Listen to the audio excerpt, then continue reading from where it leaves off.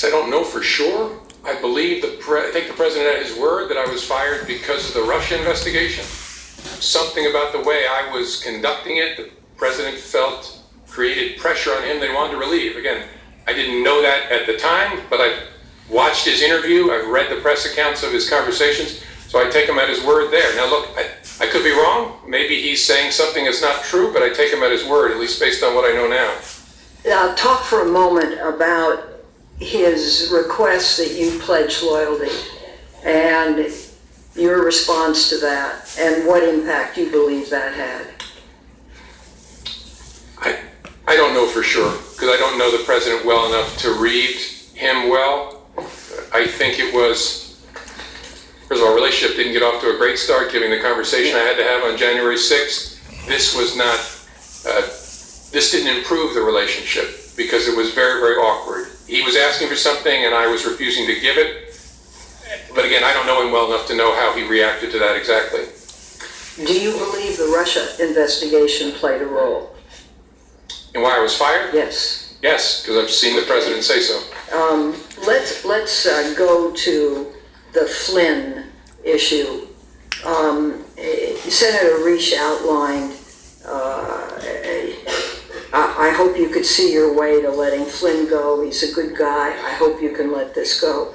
But you also said in your written remarks, and I quote, that you had understood the president to be requesting that we drop any investigation of Flynn in connection with false statements about his conversations with the Russian ambassador in December, end quote. Please go into that with more detail. Well, the context and the president's words are what led me to that conclusion. As I said in my statement, I could be wrong, but Flynn had been forced to resign the day before. And the controversy around General Flynn at that point in time was centered on whether he had lied to the vice president about the nature of his conversations with the Russians, whether he had been candid with others in the course of that. And so that happens on the day before. On the 14th, the president makes specific reference to that.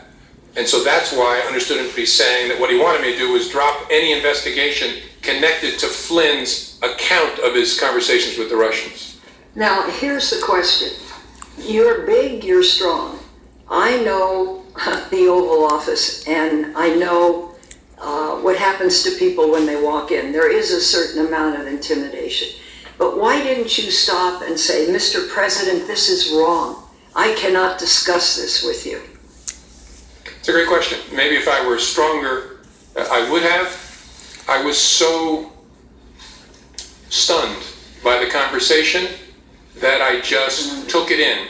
And the only thing I could think to say, because I was playing in my mind, because I could remember every word he said, I was playing in my mind, what should my response be? And that's why I very carefully chose the words. And look, I've seen the tweet about tapes. Lordy, I hope they're tapes. I remember saying, I agree he's a good guy, as a way of saying I'm not agreeing with what you just asked me to do. Again, maybe other people would be stronger in that circumstance, but that's how I conducted myself. I hope I'll never have another opportunity. Maybe if I did it again, I would do it better. As you perceived it, while it was a request that he hoped you did away with it, you perceived it as an order, given his position, the setting, and the like, and some of the circumstances. Yes. At the time, did you say anything to the president about that is not an appropriate request, or did you tell the White House counsel that is not an appropriate request? Someone needs to go tell the president that he can't do these things? I didn't, no. Okay. Why? I don't know. I think, as I said earlier, I think the circumstances were such that I was a bit stunned and didn't have the presence of mind. And I don't know, I don't want to make you sound like I'm Captain Courageous. I don't know whether, if I had the presence of mind, I would have said to the president, sir, that's wrong. I don't know whether I would have. Okay. But in the moment, it didn't come to my mind. What came to my mind is be careful what you say. And so I said, I agree, Flynn is a good guy. So on the cloud, we keep talking about this cloud, you perceive the cloud to be the Russian investigation in general. Yes, sir. But the specific ask was that you would tell the American people what you had already told him, what you had already told the leaders of Congress, both Democrats and Republicans, that he was not personally under investigation. Yes, sir. In fact, he was asking you to do what you have done here today. Correct. Yes, sir. Okay. And again, at that setting, did you say to the president, that it would be inappropriate for you to do so, and then talk to the White House counsel or anybody, so hopefully they would talk to him and tell him that he couldn't do this? First time I said, I'll see what we can do. Second time, I explained how it should work, that the White House counsel should contact the Deputy Attorney General.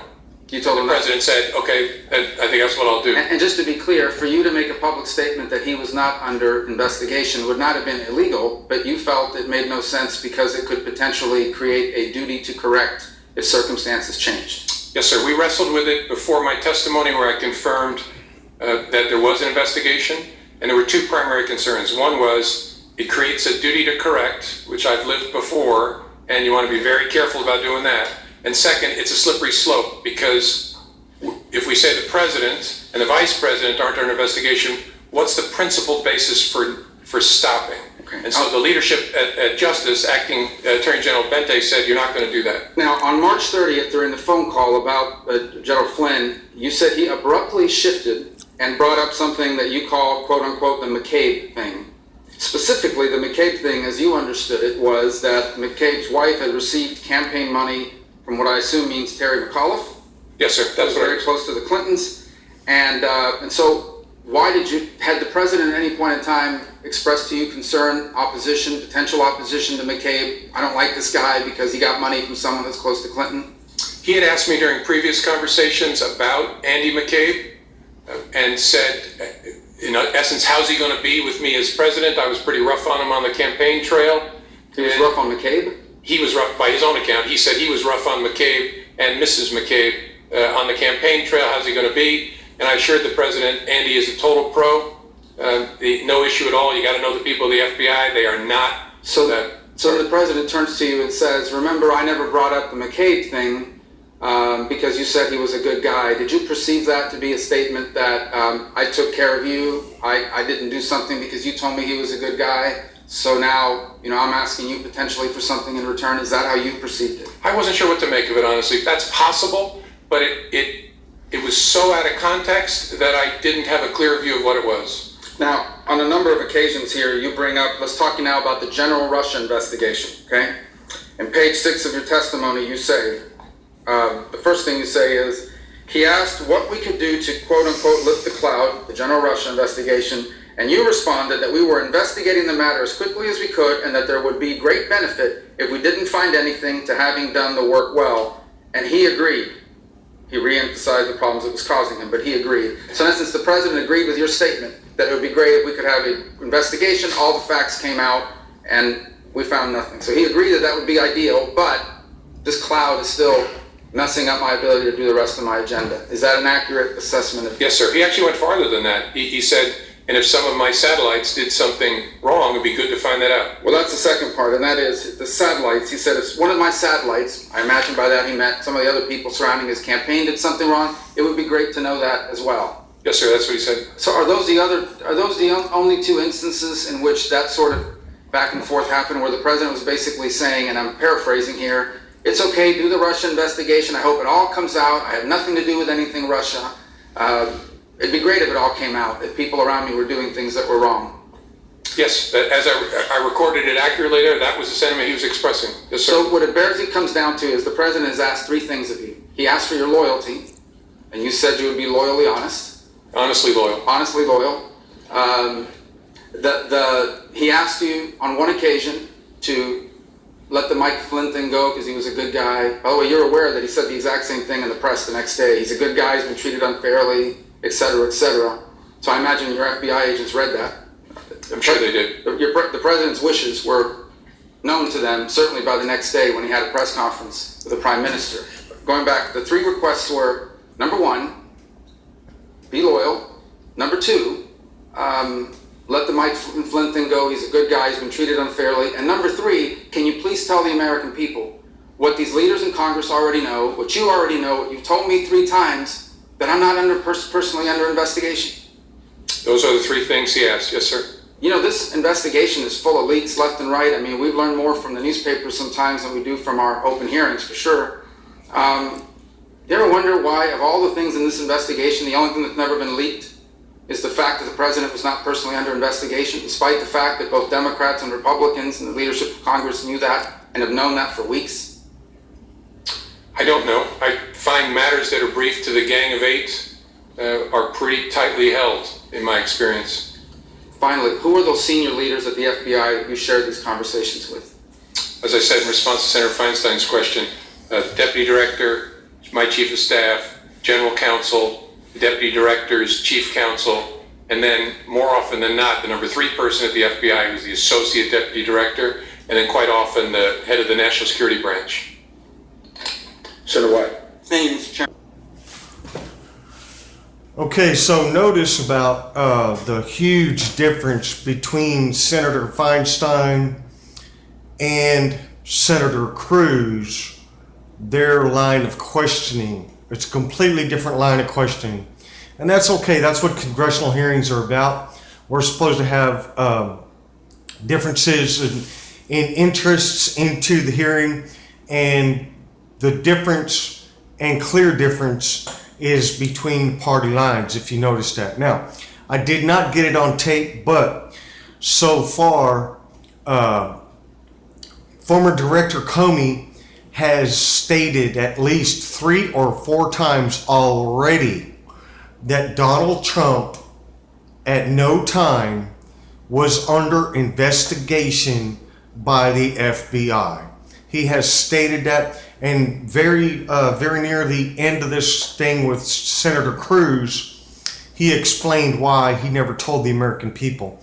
Now, I think it's interesting to note that the Democrat Senator Feinstein was not interested in that because they have no interest in that. They're going to come out and probably say that it's been misleading with Director Comey not answering that before, and now he's answering it now, and this and that. And they're just going to continue this division with their questioning, but that's okay, because Director Comey confirmed that the Russians attempted to interfere in the election. He confirmed that the Russians did not have the ability to change votes in the election and did not change votes in the election. He confirmed that Donald Trump was not personally under investigation.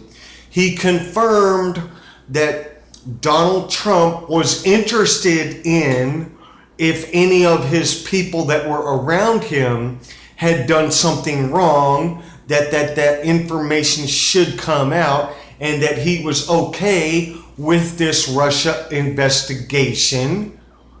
And this is what Donald Trump has been saying all along, but the liberal left and the Democrats have continued over and over and over 24 hours a day for the last several months, assuming and saying the facts they believe in their own mind are something completely different.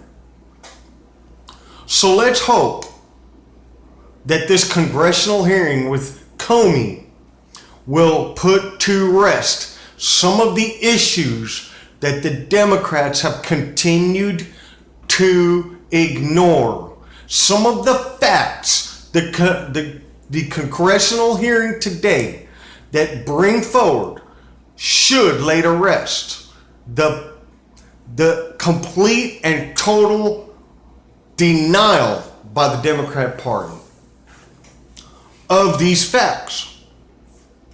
Now, I am kind of disappointed that Director Comey did not release the information at the time that Donald Trump was not under investigation. It did give the press and the liberal left a chance to just grab onto that and run with it. But it further cements and proves the fact that he released this information today. Trump was not under investigation. So therefore, it proves several top Democrats wrong, including Clinton, Waters, Pelosi, Pocahontas, among a whole host of other Democrats, including Schumer. that have been saying the exact opposite of the truth and saying it as if it was truth. Now, I just want you to know, the light has been shined on the truth, okay? All the liberal left that's been lying to you and deceiving to you, just like I said in my earlier video this morning about the television being full of fucking propaganda. The left continues to push this story of crap. A lot of it's being debunked right here, right now, today by Director Comey. My name is Johnny Jetrod. I'm an American patriot. I hope you enjoyed this video. I hope you continue to support my channel. If you want to become a supporter, check out the Patreon and PayPal links in the description below. Thank you, America.